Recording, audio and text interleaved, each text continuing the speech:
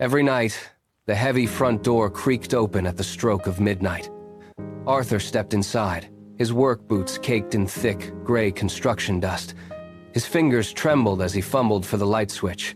He leaned his forehead against the cold wood, his breath ragged, counting to 3 to find his strength. He wiped the grime from his face and pinned a wide, stiff smile onto his lips. In the living room, his daughter sat on the rug, her drawing pad open. Arthur knelt, his knees popping, and picked up a crayon with his calloused, shaking hand. He didn't mention the unpaid bills or the foreman who had fired him that afternoon. He only pointed to her bright drawing and nodded, hiding the world's weight behind a father's love. At 4 a.m., the alarm buzzed. Arthur sat up in the dark, his back aching. He skipped the kitchen, grabbed his empty lunchbox, and ignored the stack of final notices on the table. There was no time for despair. He tied his laces and stepped back into the freezing morning air. Toward the bus stop he walked, his jaw set, and his stride steady. His eyes remained fixed on the horizon, searching for a new beginning. The sun beat down without mercy on Elias as he hauled heavy bricks across the dusty construction site. His shirt clung to his back, soaked through with sweat and grime.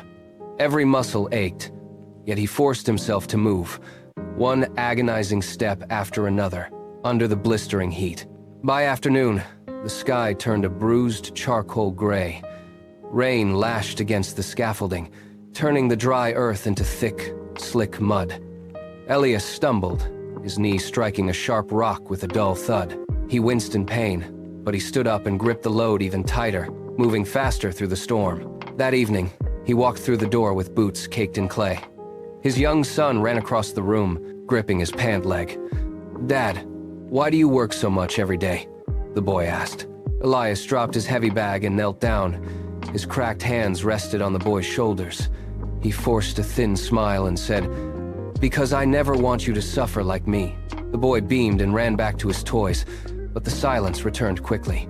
Elias pulled a crumpled stack of bills from his pocket. He looked at the unpaid notices on the table. The numbers did not match. He gripped the wood until his knuckles turned white while the rain hammered against the glass.